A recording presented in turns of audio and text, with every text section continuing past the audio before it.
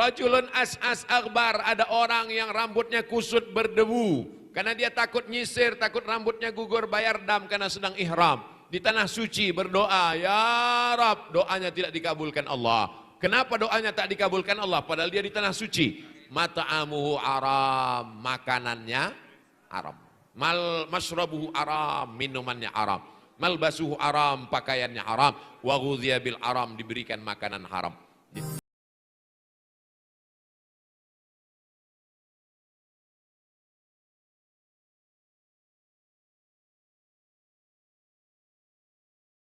Assalamualaikum warahmatullahi wabarakatuh. Nah, perkenalkan Pak, saya Irfan, lulusan dari tahun 2013. Izin bertanya Pak, terkait dengan tadi kan masalah reuni dan lain sebagainya. Nah di sini juga mungkin banyak yang berkumpul terkait dengan orang tua Pak ya, yang sudah memiliki banyak putra putri. Semakin saya perhatikan, semakin kesini itu fitnah-fitnah itu semakin banyak Pak. Yang benar menjadi tidak benar, yang tidak benar betul menjadi benar. Nah itu tanggung jawab kita sebagai orang tua supaya bisa memonitor dan juga mengontrol anak-anak kita supaya kita lebih bisa mengontrol anak kita lebih baik lagi dan juga tidak terjerumus ke dalam hal-hal yang harusnya tidak benar jadi benar dan benar jadi tidak benar. Itu seperti apa Pak Ustadz? Mohon arahannya. Terima kasih Pak Ustadz. Wabillahi taufiq. Assalamualaikum warahmatullahi wabarakatuh. Waalaikumsalam warahmatullahi wabarakatuh. Jazakumullah khairan. Tepuk tangan untuk beliau. Izin Kiai, mau langsung dijawab? Langsung aja. Dulu kalau ada orang menfitnah itu melalui mulut ke mulut, MLM, multi level marketing. Mulut si A sampai ke B, disampaikan ke si C, disebut dengan nammamun. La yadkhulul jannata nammam. Tidak masuk surga orang yang bawa-bawa ngomongan si A tentang si B disampaikan oleh si C, akhirnya kelahi mereka. Jadi sangat simpel zaman dulu. Kemudian berkembang kepada apa yang disebut dengan infotainment, menjadi industri ketika masuk ke dalam TV. Lalu kemudian berkembang menjadi medsos. Medsos inilah ghibah yang luar biasa. Diposting di IG, dimasukkan ke TikTok, masuk ke Facebook, grup-grup WhatsApp. Jadi kalau saya kena fitnah, saya posting sekali untuk membantah. Karena kalau kita difitnah, kita diam, disangka orang fitnah itu benar. Maka yang difitnah, dia mesti beli klarifikasi. Pakai bahasa yang jelas, tulisan satu, video satu, posting di grup, di IG, di TikTok, di Facebook, grup-grup WhatsApp, teman-teman dekat, sampaikan. Jadi kalau datang juga yang lain, saya tidak perlu menjelaskan diri saya kepada teman saya, karena teman saya sudah mengenal saya. Dan saya tak perlu menjelaskan diri saya ke musuh saya, karena mereka pasti menyerang saya. Kita hanya perlu memberitahu pada orang yang perlu tahu. Disitulah perlunya klarifikasi. In ja'akum fasiqun, kalau datang orang fasik, binabain bawa berita, fatabayyanu, maka tabayyun diambil dari kata bayan. Bayan artinya clear, jelas. Dalam bahasa Arabnya tabayyun, dalam bahasa Inggrisnya clear. Kita katakan klarifikasi, penjelasan. Ada orang yang tidak paham, kita kasih paham. Tapi ada orang yang makannya dari gagal paham. Ini yang susah. Dia kalau nggak paham nggak makan. Dia kalau paham nggak makan, maka dia selamanya memang berusaha untuk nggak paham biar supaya makan. Mudah-mudahan saudara kita yang makan dari gagal paham segera bertaubat insya Allah. Amin. Jadi kalau ada isu cepat-cepat diklarifikasi, cepat-cepat dijelaskan. Insya Allah keluarga besar SMK Negeri 1 Sukabumi yang sudah saling kenal mengenal, saling tolong menolong. Jangan cuma tolong tentang materi uang, tolong juga tentang menjelaskan ini orang baik, ini fitnah, ini enggak benar, ini tipu-tipu. Kalau sudah kita jelaskan, kita serahkan kepada Allah. Karena innama anta munzir, kamu hanya sanggup memberi peringatan, lasta alaihim bimusaitir, kamu tidak punya kuasa. Saya sampai hari ini hanya bisa menjelaskan, beri klarifikasi, datang ke Majelis Ulama Indonesia, ketemu dengan para alim ulama, bertemu dengan tokoh masyarakat. Lebih daripada itu sudah di luar kuasa kita, bagian dari ujian dari Allah Subhanahu wa taala. La haula wala quwata illa billah. Allah tidak akan membebani lebih dari kemampuan kita. La yukallifullahu nafsan illa us'aha. Nah, jadi selagi masih bisa dimusyawarahkan, wa amruhum syura bainahum. Apapun isunya, isu masalah gerakan radikalisme, isu masalah keluarga, isu ormas terlarang, isu anti NKRI, isu macam-macam isu, itu saya klarifikasi. Itu metode saya dalam menjelaskan.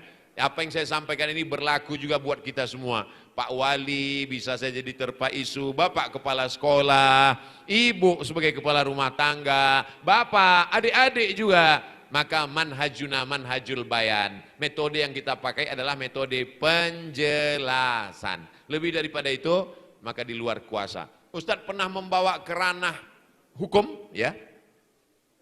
Orang yang mengotak-atik foto saya, lalu dia upload ke Facebook, saya screenshot, saya lapor ke Polda, BAP. Ustaz Somad, nanti kalau lapor ke Polda jadwal Ustaz ceramah gimana? Saya kosongkan jadwal ceramah. Dari Polda ke Jaksa, Kajari, Kejaksaan Negeri, panggil, saya datang ke pengadilan. Ternyata yang menimbulkan isu tidak datang. Mana dia? Mencret. Saya kosongkan jadwal ceramah 2 kali, datang. 2 kali nggak datang, berarti sudah. Nah, jadi perlu, negeri kita ini adalah negara hukum. Kita bukan tinggal di hukum rimba. Kita bukan tinggal di laut, ikan paus makan ikan hiu makan ikan tuna. Kita tinggal di negara kesatuan Republik Indonesia. Orang kalau tidak diberi pelajaran, pertama dia usap wajah kita. Lama-lama dia tempeleng wajah kita. Yang ketiga dia tarik rambut kita. Habis itu dia pijak kita. Teman saya enggak sekasar itu Pak Ustadz, dia cuma cubit aja, bagus. Tapi yang dicubitnya ginjal saya. Memang fitrah manusia ini kalau kita tidak bersikap, mereka akan menginjak kepala kita. Maka dalam Islam tidak hanya maaf, tidak hanya ada terima kasih, tapi juga ada hukum. As-sinnu bis-sinni. Kalau gigimu dipatahkan, patahkan gigi dia. Al-ainu bil-aini. Kalau matamu ditusuknya, tusuk juga mata dia. Faman afa wa aslaha. Siapa yang mau memaafkan dan berdamai, fa ajruhu 'ala Allah. Maka balasannya kepada Allah. Bahwa masalah ini perlu diangkat ke ranah hukum, ya. Bahwa ada maaf ya, tapi hukum tetap berlanjut. Demikian, wallahu a'lam bishawab. Masya Allah, kita ucapkan takbir. Takbir. Semangat semuanya, takbir. Masya Allah, jazakumullah khair katsira Kiai yang sudah menjawab pertanyaan pertama.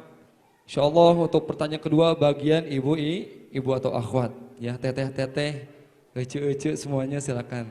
Yang mau bertanya acungkan tangannya, hitungan 3. Yang paling pertama angkatkan tangan, dia yang bisa untuk bertanya. Siap. 1, 2, 3. Silakan. Bisa ke depan? Ya, ibu yang pakai masker.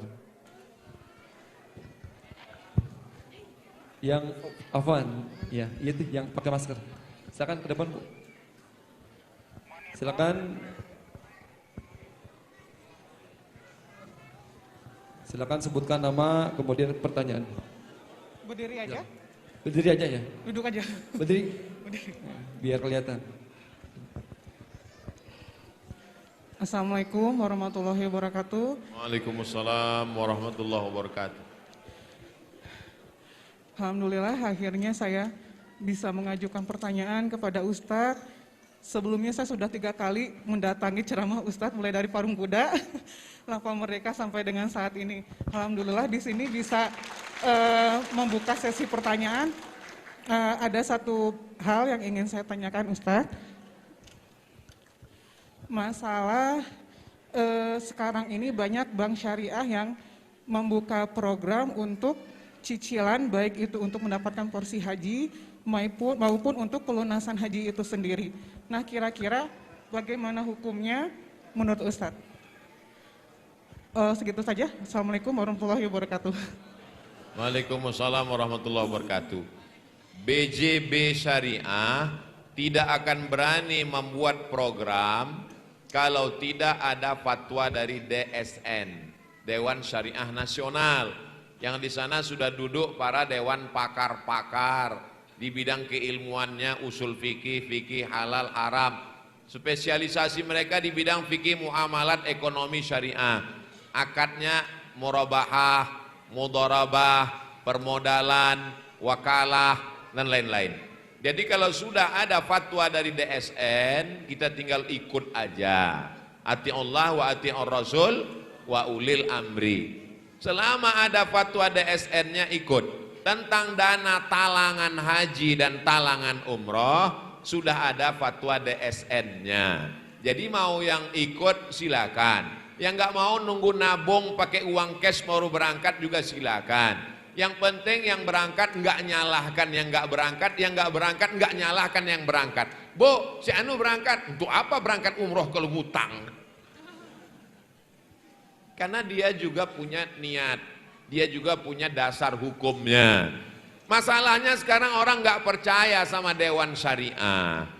Ketika mobilnya rusak, dia bawa ke bengkel, karena dia percaya sama orang bengkel.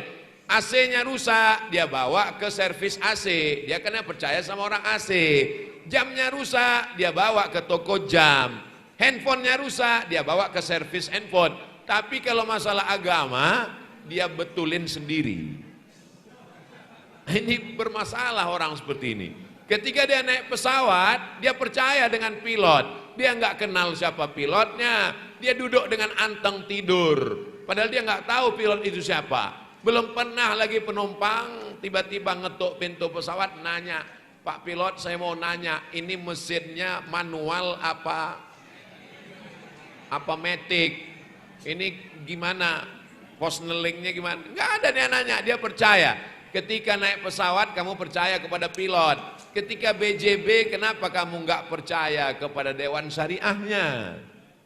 Nah jadi kalau sudah dikeluarkan fatwanya, kalau dijelaskan menurut ilmu usul fikihnya, maka tidak semua orang paham proses pengeluaran dalilnya itu. Saya ambil contoh simpel sederhananya begini. Saya mau beli mobil, harganya 300 juta. Saya datang ke bank konvensional. Assalamualaikum bank konvensional, selamat pagi. Dia nggak mau assalamualaikum, dia selamat pagi. Saya mau beli mobil, berapa mobilnya? 300 juta, oke, dia kasih 300 juta, saya terima 300 juta, bayar bunga sekian persen, 350 juta, yang 50 riba. Kalau saya datang ke bank syariah, orang nggak ngerti prosesnya, dia bilang, BJB syariah, namanya aja syariah, sekejam-kejamnya ibu tiri lebih kejam bank syariah. Dia nggak ngerti prosesnya, tapi ngomongnya luar biasa. Kalau saya datang ke BJB Syariah, Assalamualaikum BJB Syariah, Waalaikumsalam. Saya mau pinjam uang 300 juta. Untuk apa Pak? Beli mobil. Mohon maaf, kami tidak meminjamkan uang, karena uang dengan uang adalah riba. Bapak perlunya untuk apa? Saya untuk beli mobil. Maka BJB Syariah akan membeli mobil itu secara cash. Sekarang mobil itu milik siapa? Milik BJB Syariah. Lalu datang saya membeli mobil itu, maka akad saya adalah uang dengan barang, bukan uang dengan uang. Ribet Pak Ustadz, susah pahamnya. Maka kalau nggak paham ikut aja fatwa Dewan Syariah. Kenyataannya nggak gitu Pak Ustadz. Waktu kemarin kami pinjam uang nggak dikasih, tapi katanya mesti beli barang. Pada akhirnya kami juga yang beli barang itu. Memang kamu yang beli mobil itu, tapi akadnya taukil. Yang membeli mobil itu memang customer, tapi dia mewakili bank. Maka hakikatnya mobil itu milik bank. Lalu mobil itu dia beli. Akadnya adalah uang dengan barang, bukan uang dengan uang. Itulah yang tidak dipahami. Apa kelebihan bank syariah? Pertama, kita yang berinvestasi dengan bank syariah, maka bank syariah mengeluarkan zakat. Bank konvensional tidak berzakat. Zakat apa namanya? Namanya zakat usaha. Yang kedua, bank syariah dia hanya memberikan pinjaman mudharabah bagi hasil murabahah permodalan. Dia tanya dulu, ini bisnisnya untuk apa? Bisnisnya saya mau ternak. Ternak apa? Ternak ayam. Oke. Ternak tuyul? Enggak bisa. Dia kalau yang haram enggak. Tapi kalau konvensional, kita enggak tahu uang kita itu dipakai untuk apa. Karena mereka melakukan semua transaksi. Jangan lupa. Bagi yang mengatakan saya simpan di konvensional, tapi bunganya nggak saya ambil. Kamu sudah menginvestasikan kepada benda barang yang haram, maka dosa jariahnya juga mengalir. Waspadalah. Yang ketiga, sama aja Pak Ustadz, bank syariah juga kalau terlambat kan bayar denda. Betul, tapi denda dari konvensional masuk ke bank. Sedangkan syariah dendanya dipakai untuk kemaslahatan umat. Orang hanya sepotong saja, dia tahu pada dendanya saja. Karena memang denda itu yang paling menyakitkan, itu yang dia ingat. Kemana denda itu pergi dia tidak tahu. Maka saya mengajak, mari menabung ke BJB Syariah. Ustadz Somad ini jangan-jangan agen dari BJB Syariah. Baru kenal tadi saya. Taunya dari mana? Itu pas tabligh akbar di atas BJB Syariah. Saya mengiklankan apapun yang berbau syariah karena saya pedoman tausiah itu 3. Perbaikan pendidikan, perbaikan ekonomi, perbaikan politik, orang baik pilih orang baik. Itulah yang membuat orang marah dengan saya. Kenapa? Karena saya menyinggung yang sangat sensitif, perbaikan pendidikan, perbaikan ekonomi. Makanya di Instagram saya itu isinya iklan jual gula merah, baju koko, batik, dan sampai sekarang belum jelas royaltinya. Enggak ada. Asal datang keripik buat endorse, kerupuk buat endorse, madu buat endorse, gula merah buat endorse. Ini dijamin madu asli, bangkitkan ekonomi umat, dibawa pulang istri tidak akan marah walaupun asli. Yang ketawanya belakangan nyusul lambat nangkap. Jadi ikuti saja kalau sudah ada Dewan Syariah Nasional mengeluarkan fatwa. Dan Bank Syariah, BJB Syariah, Bank Riau Kepri Syariah, Bank Muamalat, BSI tidak berani mengeluarkan produk karena melanggar undang-undang tanpa ada fatwa dari DSN. Yang mau pakai talangan haji umroh silakan, yang nggak mau silakan nabung, tapi jangan salahkan mereka yang berangkat karena ada fatwanya. Wallahu a'lam bishawab.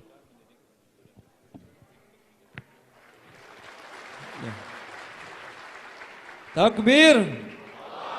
Takbir. Sallu ala Nabi Muhammad.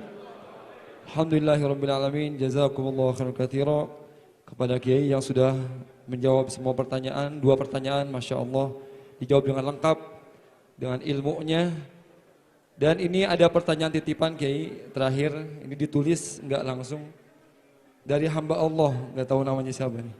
Assalamualaikum warahmatullahi wabarakatuh Ustaz. Di sekolah kami ini ada koperasi. Salah satu usahanya adalah simpan pinjam, di mana anggotanya dapat meminjam uang dengan potongan provisi dan bunga menurun. Setiap tahunnya hasilnya dibagikan ke setiap anggota secara proporsional.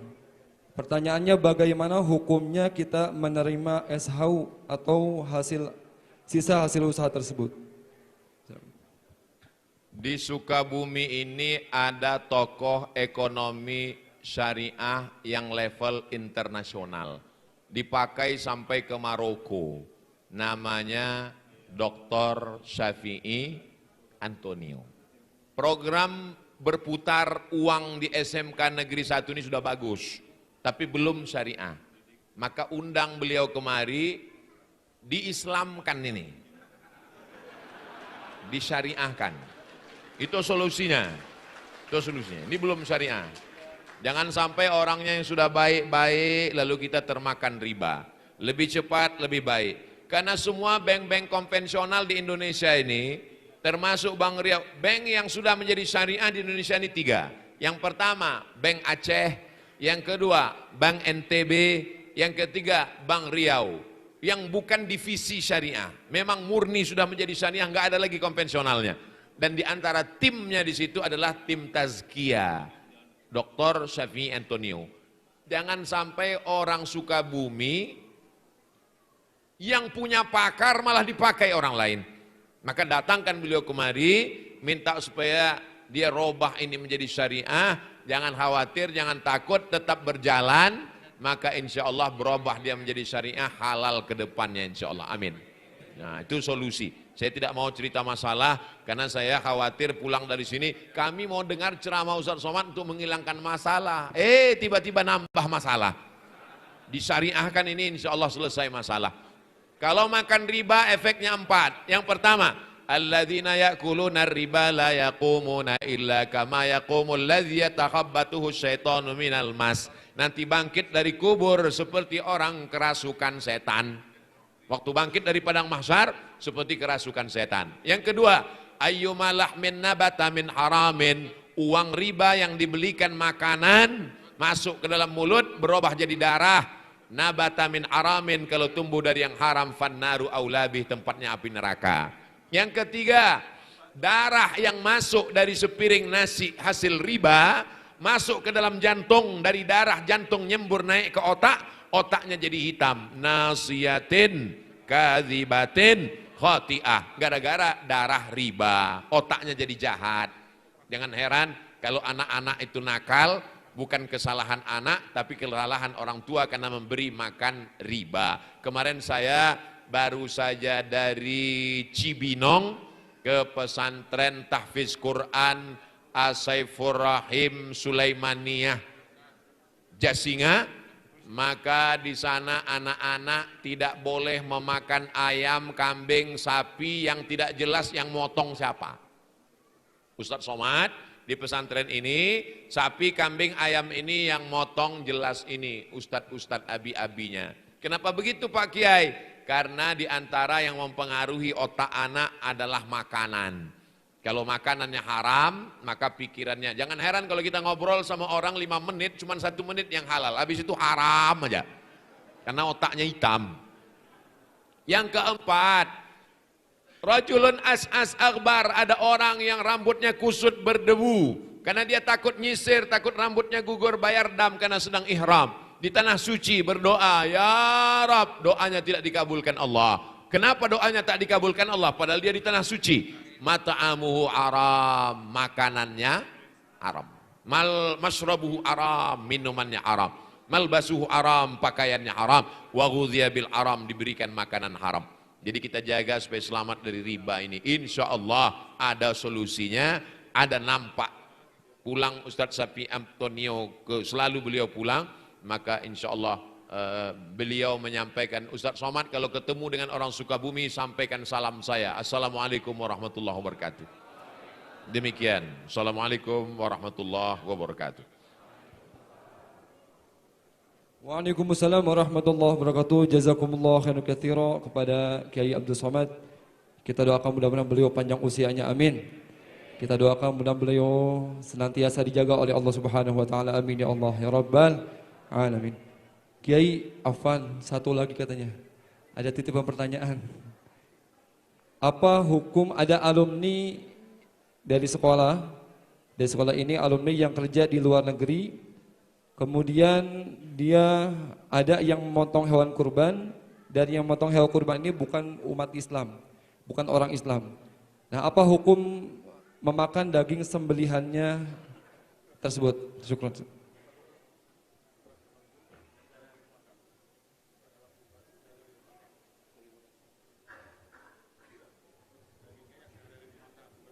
Oh, Afan sedikit.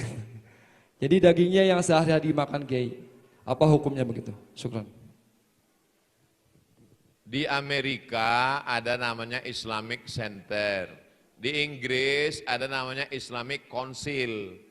Di Australia juga banyak daging, di Sydney, di Melbourne. Waktu saya ke Sydney, ke Melbourne, saya diperlihatkan tempat jual. Saya cuma mau ngasih tahu saya masuk ke Sydney sama Melbourne. Cuman Singapura aja yang nggak masuk. Nah, jangan khawatir. Jadi artinya jangan khawatir. Nah, andai adik-adik dari SMK Negeri 1 berprestasi lalu ditempatkan di salah satu wilayah di Amerika yang muslimnya nggak ada sama sekali. Masa makan telur puyuh terus? Pengen makan daging ayam, sapi, kambing, gimana caranya? Solusinya begini. Guru saya, dosen saya waktu di Darul Hadis Maroko, dia kuliah tamatan S2 Inggris. Cerita dia, waktu di Inggris, kebetulan dia di lokasi kota yang nggak ada muslimnya. Untuk dapatkan daging halal payah. Jadi saya tanya, gimana Syekh kalau mau makan daging kambing? Saya cari daging kotak yang ada tulisan kausher. Kausher adalah label halal punya Yahudi. Orang Yahudi tidak makan kambing, sapi, lembu, kerbau, onta yang di-strum pakai listrik, yang mati dengan stunning, atau yang pakai masuk air, atau yang mereka tetap potong. Kenapa? Karena orang Yahudi mengikut syariat Nabi Musa alaihi salam tetap memotong. Jadi tetap potong. Adapun sembelihan Yahudi dan Nasrani dalam saat terdesak boleh dimakan. Dalilnya, al-yauma uhilla lakumut thayyibat wa ta'amul ladzina utul kitaba hillul lakum wa ta'amukum hillul lahum. To'am di situ artinya sembelihan. Sembelihan Yahudi dan Nasrani pada saat kita berada di daerah minoritas, daripada makan telur ayam terus, maka boleh dimakan. Begitu kata guru saya dulu waktu di Maroko, bukan kata Abdul Somad. Tapi di Sukabumi enggak ada alasan. Maka mesti dicari yang nyembelih jelas orangnya, akidahnya muslim, dipotong dengan bismillah. Jelas? Demikian. Wallahu a'lam bishawab.